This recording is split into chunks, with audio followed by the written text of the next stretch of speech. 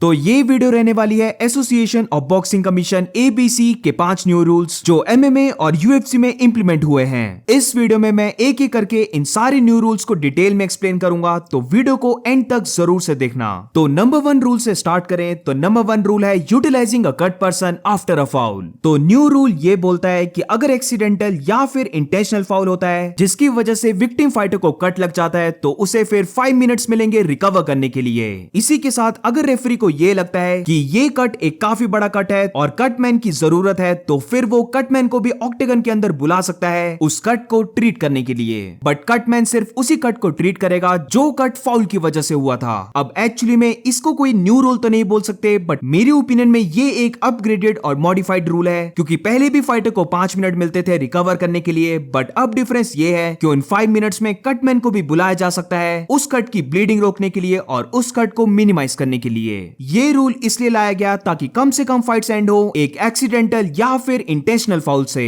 क्योंकि पहले ऐसे काफी बार हो चुका है कि किसी फाइटर को डीप कट लगता था और उस कट से ब्लीडिंग बहुत ज्यादा होती थी जिसकी वजह से उस फाइट को वहीं पर एंड कर दिया जाता था। बट अब कटमैन की हेल्प की वजह से इस ब्लीडिंग को रोका जा सकता है, जिसकी वजह से जो फाइट्स पुराने रूल के अकॉर्डिंग कैंसिल हो जाती वो फाइट्स भी अब कंटिन्यू हो सकती हैं। अब सेकंड रूल की बात करें तो सेकंड रूल है positioning fighters for a restart after a foul warning. तो ये रूल बेसिकली फाइटर्स की पोजीशन से रिलेटेड है, जिधर इस रूल का ये कहना है कि अगर कोई फाइटर डिसएडवांटेज पोजीशन में है और उस पोजीशन से वो अपने ओपोनेंट फाइटर जो एडवांटेज पोजीशन में है उस पर फाउल कर देता है तो रेफरी फाइट को स्टॉप करेगा, और अगर डॉक्टर की जरूरत है तो फिर डॉक्टर भी आएगा ऑक्टेगन के अंदर, और अगर रेफरी को ये लगता है कि ये फाउल एक काफी सीरियस फाउल था तो जिस फाइटर ने फाउल किया था उस फाइटर का वो पॉइंट भी डिडक्ट कर सकता है। अब जिस फाइटर पे फाउल हुआ था जो एडवांटेज पोजीशन में था उस फाइटर को पूरा टाइम मिलेगा रिकवर होने का, और जैसे ही वो रिकवर होगा तो रेफरी इस फाइट को फिर से स्टार्ट करेगा जिधर ये फाइट स्टार्ट होगी सेम पोजीशन से।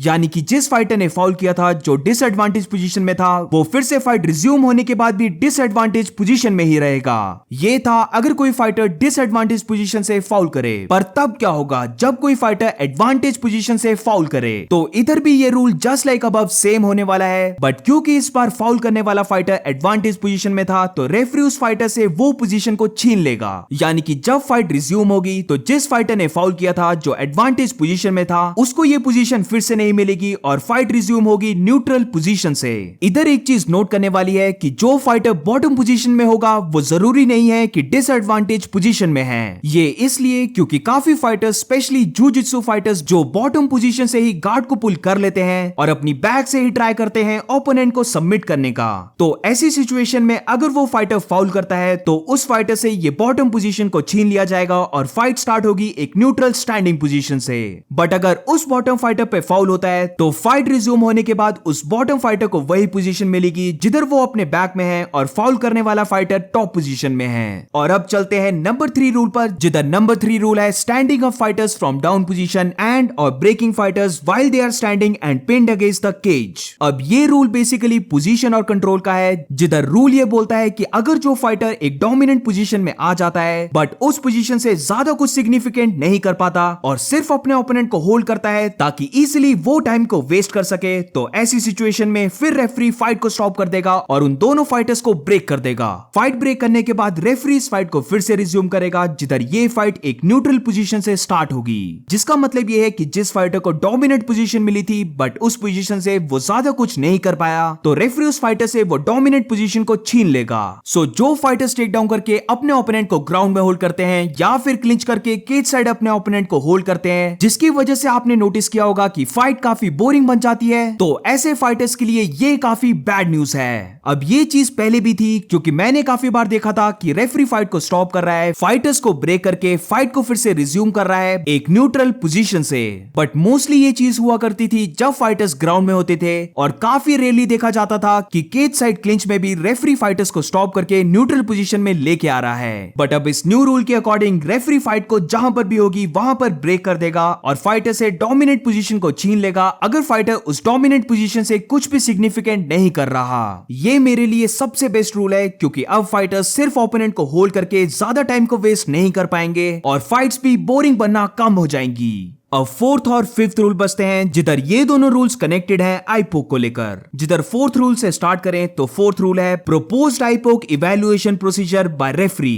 इधर रोल प्ले करता है रेफरी का, और ये रूल भी एक काइंड ऑफ मॉडिफाइड रूल है, जिधर इस रूल का ये कहना है कि जब फाइट के टाइम आई पोक होगा तो रेफरी फाइट को स्टॉप करेगा, और जिस फाइटर पे आई पोक हुआ था उस फाइटर को मैक्सिमम 5 मिनट्स मिलेंगे रिकवर होने के लिए। रेफरी फाइटर को अलाउ करेगा 1 मिनट टू 90 सेकेंड्स के लिए रिकवर होने का, जिधर फाइटर को कोल्ड कंप्रेस या फिर वेट टॉवल दिया जाएगा जिसको वो अपनी पोक डाइव पर लगा सकता है, जिससे कि फाइटर की पेन कम होगी और फाइटर को रिकवर करने में हेल्प मिलेगी। तो इस रूल में नोट करने वाली बात यह है कि पहले फाइटर को वेट टॉवल या फिर कोल्ड कंप्रेस नहीं दिया जाता था, बट इस न्यू रूल में अब फाइटर को अलाउ किया जाएगा वेट टॉवल या फिर कोल्ड कंप्रेस लगाने का। अब जैसे मैंने पहले कहा था कि 4th और 5th रूल कनेक्टेड हैं, जिधर 4th रूल में रेफरी की इन्वॉल्वमेंट है, बट अगर बात करें 5th रूल की तो 5th रूल में रिंग साइड फिजिशियन की इन्वॉल्वमेंट है। तो 5th रूल है proposed eye poke evaluation procedure by ringside physician. तो आईपोक होने के 1 मिनट या फिर 90 सेकेंड्स के बाद रिंग साइड फिजिशियन को बुलाया जाएगा ऑक्टेगन के अंदर, जिधर वो फाइटर को इवैल्यूएट करेगा, बट इधर फिजिशियन को ट्राई करनी होगी कि वो अपनी टॉर्च को फ्लैश ना करे पोक डाइव पर। कभी कभार लाइट को शाइन करने से फाइटर की आई में स्पैज्म हो जाता है, जिसका बेसिकली मतलब ये है कि आई खुद से ही ट्विच करने लग पड़ेगी। तो इसके लिए रिंग साइड फिजिशियन को कॉशन दिया है कि वो ऐसा ना करे। ऑल्सो इसके साथ रिंग साइड फिजिशियन ये भी नहीं बोल सकता कि क्या फाइटर को दिखाई दे रहा है या फिर नहीं। फाइटर को पूरा टाइम मिलेगा रिकवर होने के लिए, मैक्सिमम 5 मिनट्स, जिधर फाइटर खुद से बोलेगा